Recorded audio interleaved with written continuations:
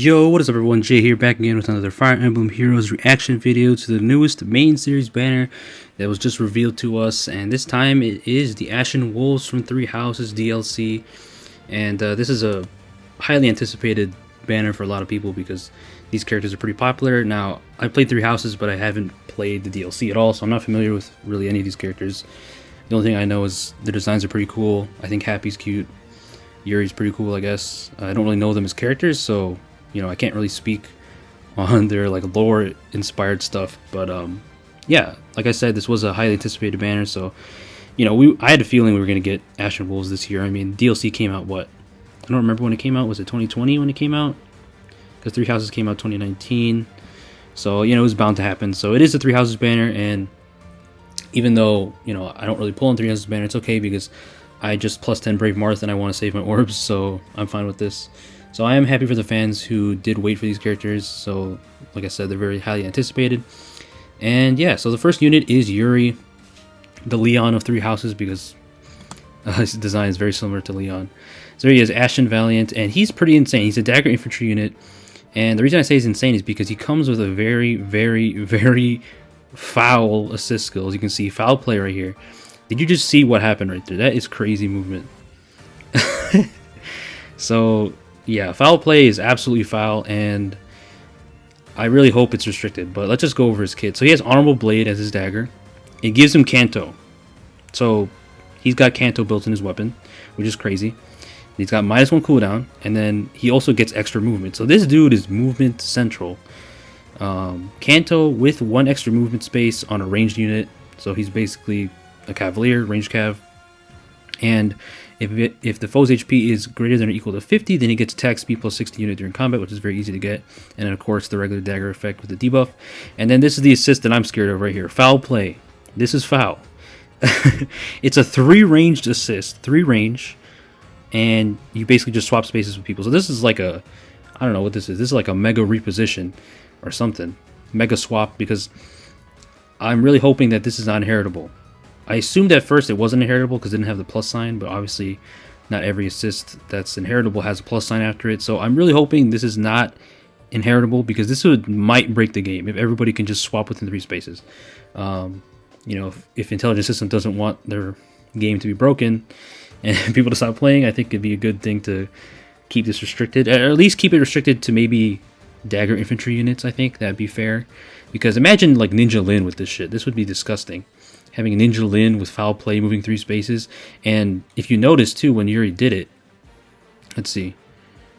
Oh yeah, no, that's just his Canto. That's just his Canto. I'm stupid. Yeah, that's just his Canto. But yeah, but like foul play, that better be not inheritable to everybody. So yeah, Yuri. I mean, and plus, if it's not inheritable to everybody and it's just exclusive to him, this would really make him unique and stand out. So I really hope best case scenario it wouldn't be inheritable to anybody, but second best case scenario would be just inheritable to dagger infantries, which I can see, because like I said, giving this to everybody would kind of break the game. You know, because we already live in this movement metagame, and with, you know, Pathfinder and Legendary Sigurd and all these movement stuff. So I mean, Yuri definitely has all that movement stuff, all that movement cheese, I like to say, movement shenanigans, and foul play on top of that is just insane. So I really hope it's balanced and restricted to at least dagger units. So yeah, that's Yuri. He's pretty crazy. And next is Constance, a unit that is one of the most popular Three Houses characters from what I've been seeing, at least from the DLC. I mean, all of them are popular, but Constance especially. And here she is, making her debut as a red flyer. She's got her umbrella parasol. And this weapon is pretty crazy. So Agnia's arrow gives her speed +3 if unit initiates combat within 2 spaces of an ally. Grants attack speed +6 to unit during combat, and then neutralizes effects that prevent units follow-up attack. So she gets partial, no follow-up, and then also has a lull effect, or not lull effect, dull effect, where she stops their buffs, but only on odd number turns. And then she also neutralizes her penalties to attack and speed on even number turns. So a pretty specific weapon, but it's pretty good still, because it's really good offensively. Obviously, it gives it the partial no follow-up, and then having an effect, even though it is only on odd and even turns, she's always going to be having the potential of getting something on those turns. So this is a pretty interesting weapon. Harsh Command plus attack speed +4, Attack speed far trace, which we haven't had yet, so we have the attack speed version of the trace skills, and speed res Ryan. So pretty, you know, what you'd expect from a premier 5-star locked mage flyer. So there's Constance, really cool. So that she's in the game now, and I know a lot of people are going to be salty because she is sharing colors with someone on this banner. And next unit is Happy. This is the girl. I really like her design. She's probably my favorite design. I think she's the cutest one out of the Three Houses DLC characters for the Ashen Wolves. And yeah, so Happy here. She is a blue cavalier, blue mage cavalier, should I say. And her weapon's pretty crazy. Demonic Tome gives her effectiveness to dragon and beast foes. So just like Brave Elliowood, who just got a really good refine recently. Gives her -1 cooldown, and then also gives her times pulse. So you have -1 cooldown and times pulse. There's not many weapons that give -1 cooldown and times pulse. I think the only other one that I can think of is Shamshir on Marissa, I think. So that's really unique. And then at the start of combat, if she's alive, basically grants attack res plus 60 during combat, which is really good because she's going to hit really hard, and I assume a really high attack stat. On top of the beast and dragon effectiveness, she comes with Glimmer to abuse that power. Attack res catch 4, which is a new catch skill we haven't had, so that's pretty nice. And then attack res far trace. So not as premium as a kit compared to Constance, but still really good. And she's just going to destroy this green Manakete. Look at this. Oof. Just clapped him up right there. So that's Happy. She's going to be very powerful blue mage that you do not want to take hits from. And you can already see her stats right here.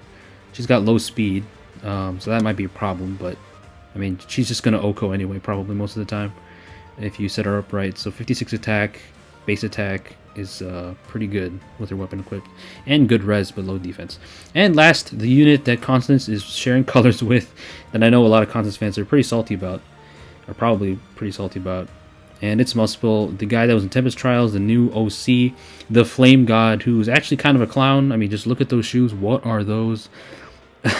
Muspell's like definitely the goofiest OC so far in terms of the design. Like, I mean, look at this dude. This dude looks like an anime character. And like, I remember when I posted the pictures of him in the Facebook group that I manage. I do manage a Fire Emblem Facebook group, and it's a pretty big group. And I remember when I posted the art, people were like, "Is this fake?" Like, a lot of people were thinking it was fake. And the same thing happened with Niffle.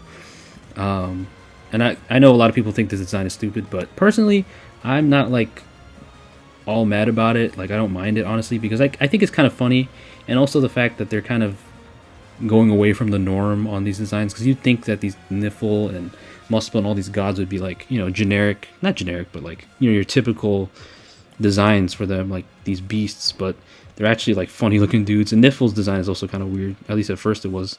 It's kind of jarring, and Muspell just looks straight like an anime character.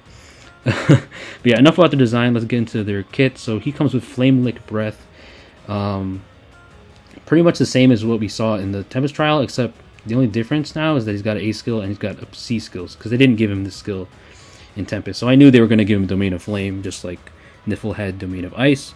So Flame Lick Breath basically gives him +5 to everything. It's like the opposite of Frostfire Breath, the one that Niffle had that gives a debuff. This one gives you +5, which is basically the same. And then it gives gives Fatal Smoke. Yeah. So I think it's really fitting because he's fire. You know, burns don't heal very well, so having Fatal Smoke is pretty nice and fitting, and that's pretty good built into your weapon. And then Rally Up Attack, AR Defense Res 4, which you haven't had yet. Dragon Wall, of course, because this dude is really bulky and really slow, at least according to his stats in the Tempest Trial. And Domain of Flame. So this skill is pretty interesting. Like, I read it earlier and I don't really understand it, so let's just, I don't know, I guess let's try to read it. So, grants attack defense +4, and the effect: if unit's attack is greater than the foe's res during the combat, unit's first attack deals damage to 30% of unit's attack minus foe's res to allies within 2 spaces during combat. So, allies within 2 spaces get damage boosted by their attack minus the foe's res, 30% of their attack. So that's a bit of a calculation within the calculation. So I guess that's all you need to know. So it's kind of, I don't know if that's good. That's definitely probably good, because a lot of units don't really have good res. You know, generally speaking, most units in FE don't have high res. So if your attack is higher than their res, and your attack probably is going to be high, you can definitely stack it and stuff, then you will have 30% of your unit's attack minus the foe's res. So I think that's about it. That sounds like a pretty powerful skill. Definitely a bit more harder to understand than the Domain of Ice, but still pretty cool and unique as well, because there's really no other skill like that, at least for giving that drive support for that. So there's Muspell. His Dragon Sprite's pretty cool.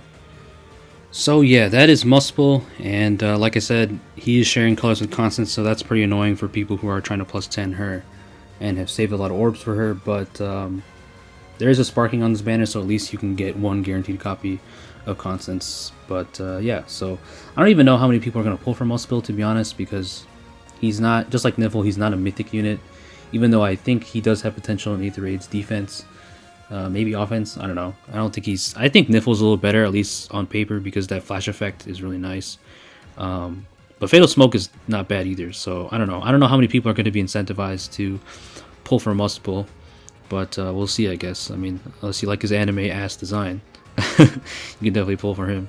But yeah, that's pretty much everybody on the banner. As you can see, the next chapter story, Fafnir is losing his marbles. Something happened. It looked like he had to walk home without an umbrella or something. Look at him. Some shit is going on. So we'll have to see what happens in the next story chapter.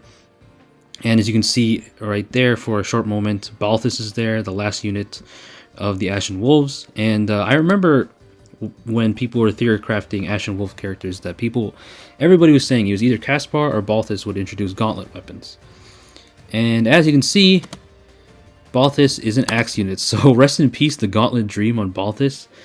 I personally was never a huge fan of adding another weapon type to this game, because there's already triangle weapons, and then you got the bows and daggers already. I think it's enough. You don't really need to add a new weapon type with gauntlets. I mean, it would have been cool, I guess, if it was balanced. I don't know how the hell they would implement it into Fae from Three Houses, but I guess it would be interesting. But I was never like, oh my gosh, I need gauntlets in the game. Like, I can live without gauntlets. So rest in peace, Balthus Balthus having an axe instead of gauntlets that everybody wanted. So he's not a gauntlet user, and he's not even on the banner because he's a demote, and he's a non-focus demote, so he'll randomly show up. He's not going to be able to be +10 as easy as if it was like Pirate Vika, who I recently +10 as a 4-star focus, you know. So he's just going to be added into the pool like we have with other heroes in the past. So, you know, if you want to +10 him, it's probably going to take over time, a couple months at least. So as you can see, non-focused 3 and 4-star hero. There he is with the axe, Ignis. So he's probably going to be a really, really good axe infantry unit, because we're in Gen 6 BST now. So he's going to be like the new Ross, because I remember when Ross came out on the Sacred Stones banner like 2 years ago, he was the new like free-to-play axe infantry, and now Balthus will probably be that. I mean, maybe he'll be fast. I don't know if he'd be fast or not. I'm not familiar with his stats, because like I said, I didn't play Ashen Wolves, but I'm sure he's going to be strong.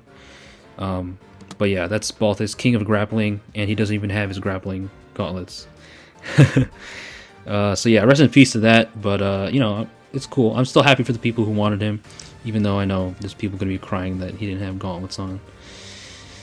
But yeah, so yeah, let me know what you guys think about this banner. That's pretty much my thoughts, really. Oh yeah, and one last thing, the GHB is Alfric, I think that's his name, Alfric. I'm not sure if I'm saying his name correct. I think he's the dude who oversees the Abyss, which the Ashen Wolves are from, I think. So Alfric, I hope he's good, and hopefully I'm not saying his name wrong, but yeah, so hopefully he's good and has decent skills, or at least is a pretty good unit. So we'll have to see.